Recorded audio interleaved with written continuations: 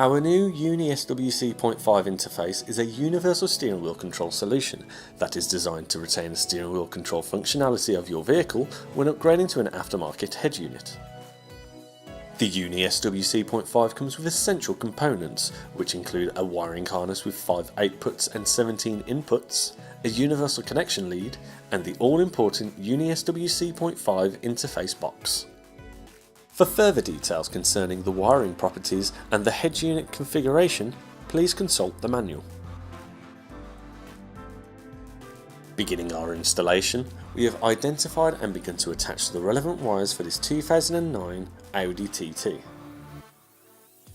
The dip switches located on the interface box will need to be set in accordance to the vehicle's model and year. The patch lead's wiring loops will also need to be altered, dependent on the brand of head unit being fitted. Now that the UNI-SWC.5 is configured correctly, connect to the vehicle's power terminal and fully fit the head unit into the dash to complete the installation. Once installed within your vehicle, you are then able to utilise your steering wheel controls with your specific brand of head unit. The UNI-SWC.5 works with over 900 different vehicle applications, and not only works with CAN vehicles, but also works with analog head units and provides remapping technology. See the links below to find out more information.